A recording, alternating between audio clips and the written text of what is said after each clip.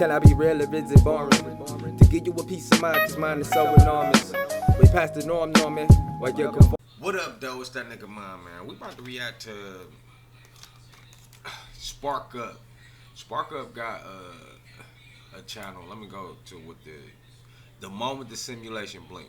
Sparkup be having some great, thesis type shit. You know what I'm saying? Where he's talking about real life shit through a TV show.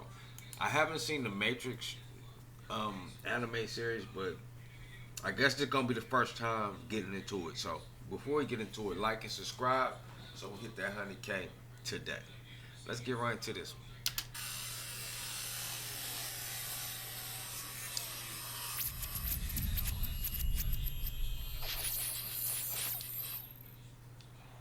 one. Only the most exceptional people become aware of the Matrix. Those that learn it exists must possess a rare degree of intuition, sensitivity, and a questioning nature. Stable. This frequency will continue to remain open.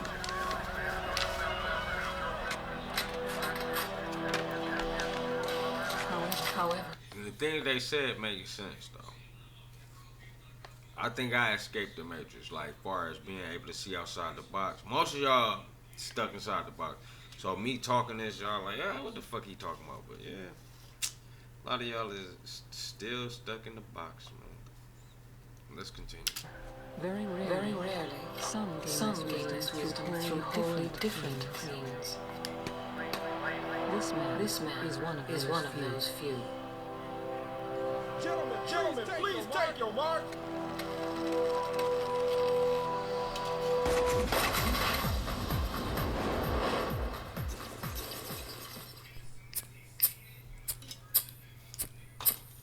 Imagine running so fast that reality begins to break. Not metaphorically. Literally. The stadium is loud. The crowd is screaming. The world record is about to fall.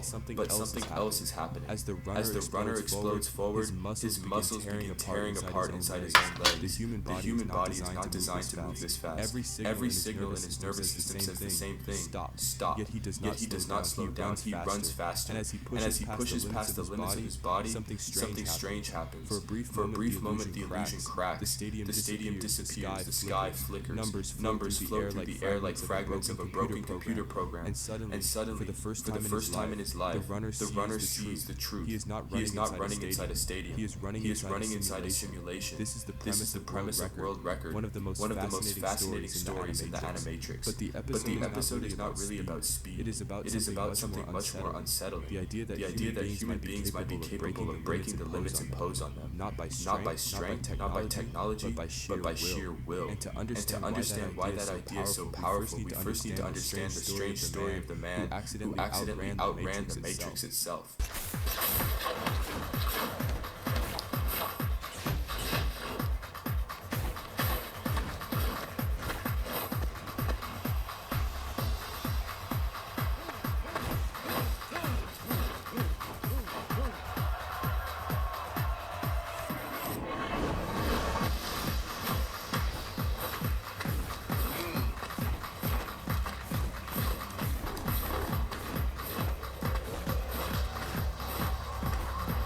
USA.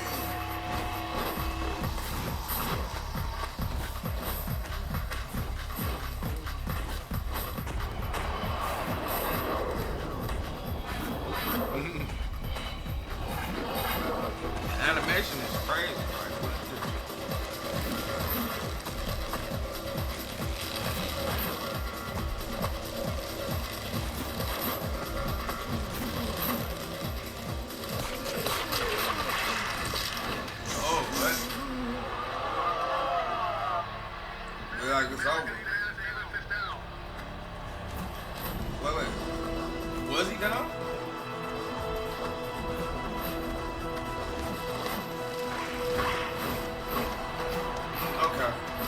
The episode introduces us to a sprinter named Dan Davis. Dan is not a philosopher. He is not a hacker. He is not searching for the truth about reality. He is simply obsessed with one thing, running faster than anyone else alive. But there is something unusual about him. Years before the race we see in the episode, Dan already ran what should have been a world record time, 8.99 seconds. Yet the record was erased. Officials claimed he had been using performance-enhancing drugs. His achievement was dismissed as artificial. So Dan returns to the track with a single goal: prove it was real. Prove that the limit everyone believes in is wrong. The gun fires. Dan launches forward, and almost immediately something terrifying happens. His muscles begin to rupture. The animation shows the fibers of his legs tearing apart as he runs. A normal human body would collapse instantly, but Dan does not stop. In fact, the more his body fails, the faster he moves. And this is the moment that terrifies the machines, because inside the Matrix, human limits are supposed to behave predictably. Pain leads to weakness, weakness leads to failure. But Dan refuses that logic. His consciousness begins behaving in a way the system cannot predict. And when a human mind stops obeying the rules, the simulation begins to panic, which leads to a disturbing realization: the Matrix is not as stable as it pretends to be. I have an unstable signal.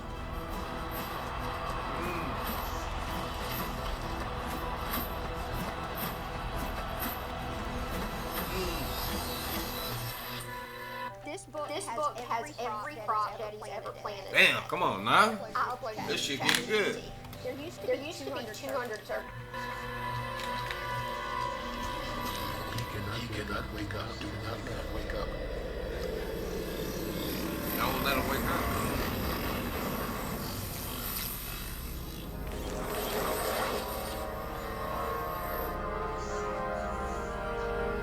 Y'all waking him up.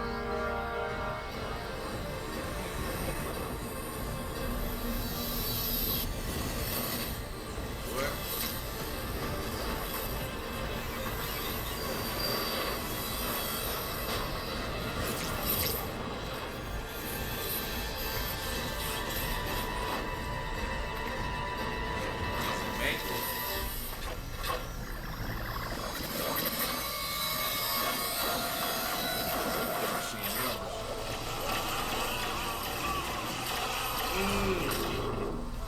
It woke him up. Dang, that's crazy.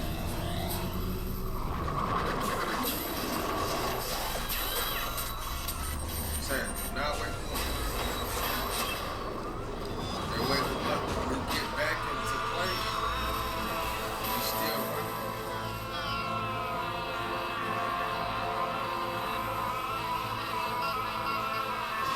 In the stadium, four agents appear. They are not cheering spectators. They are monitors, observers, enforcers. Their job is simple: make sure humans stay asleep. As Dan's speed increases, alarms begin triggering inside the system. The agents detect something unusual. His consciousness is destabilizing. In other words, Dan is beginning to wake up. This is extremely dangerous. The Matrix depends on billions of humans accepting the world around them without question. But sometimes a mind becomes too intense, too focused, too aware.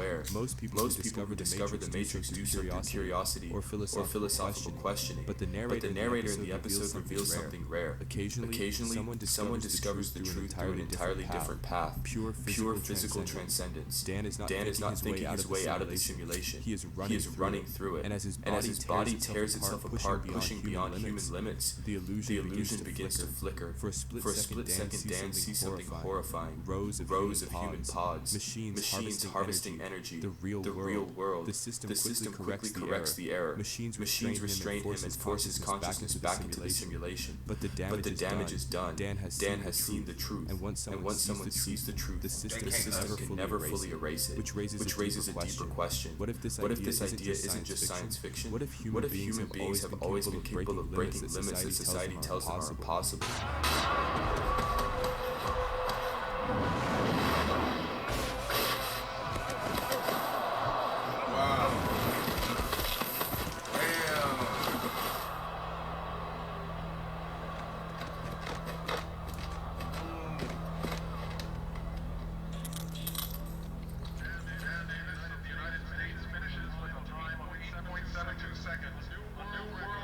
He was.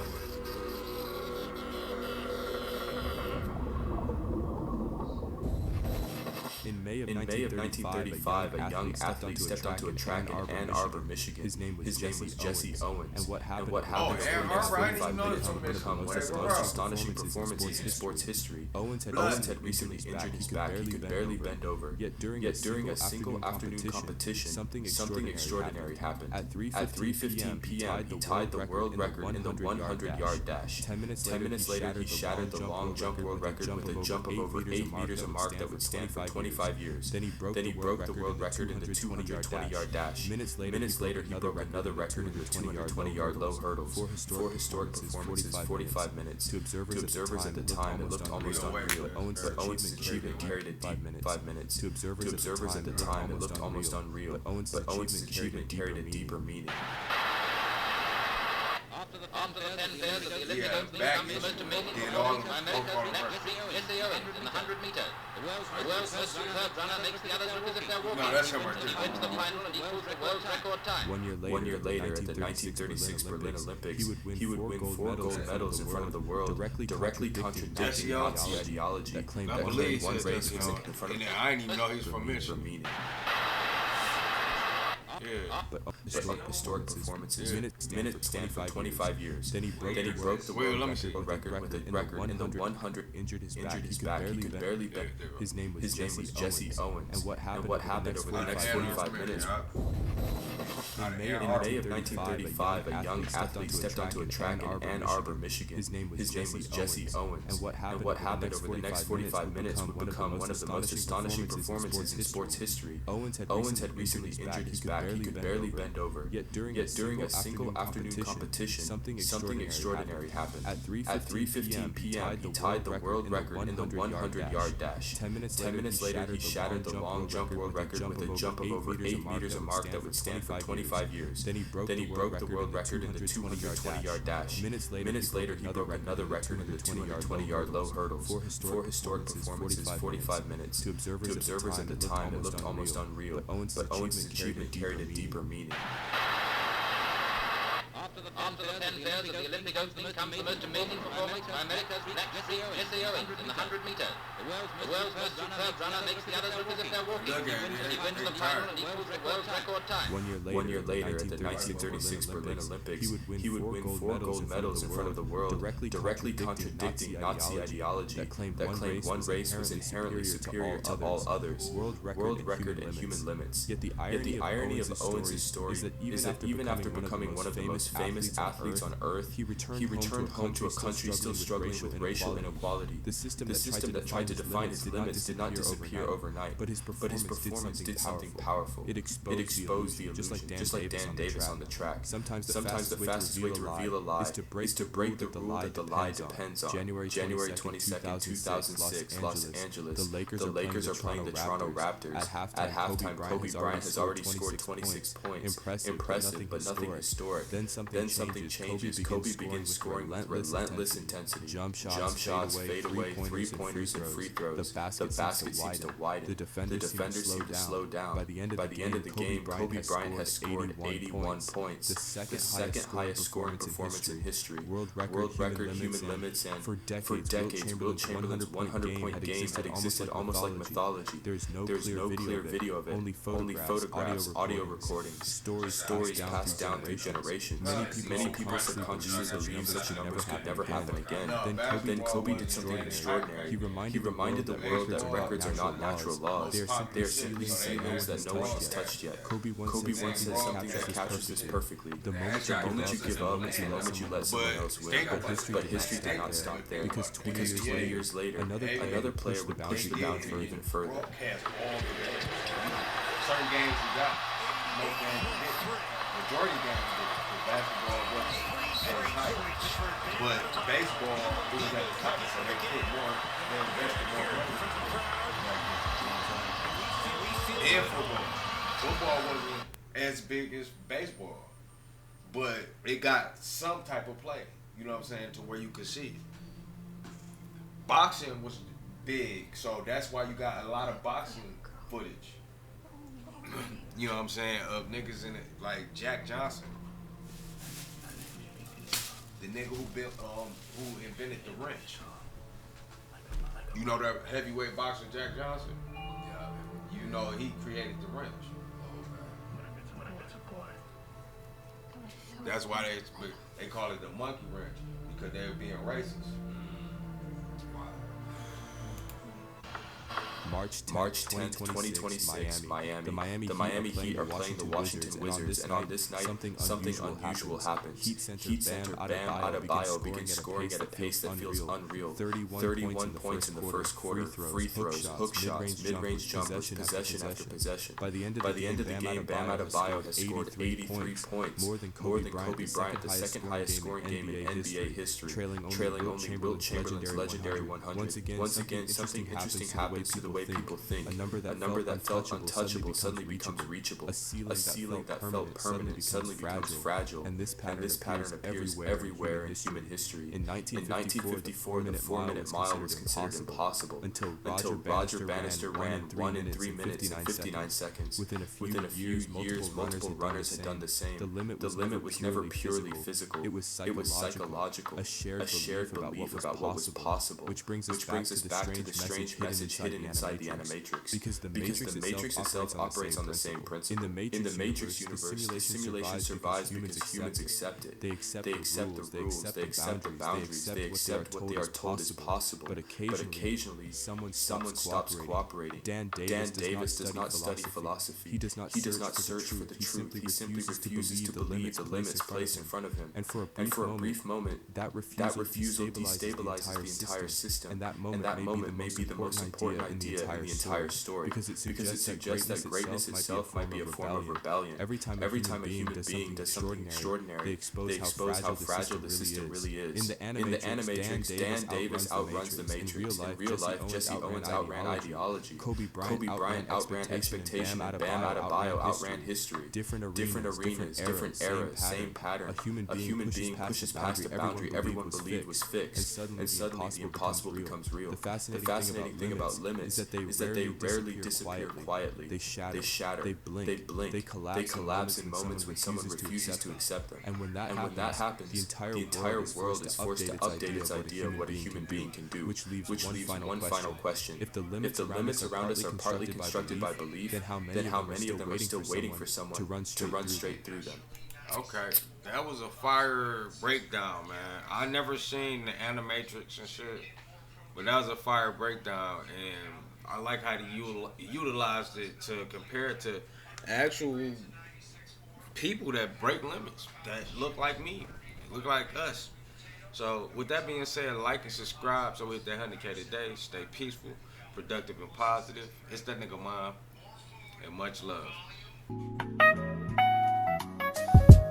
Can I be real or is it boring? To give you a peace of mind, cause mine is so enormous. Way past the norm, Norman, while you're conforming. Like comforting mattresses that comfort them when torment snoring.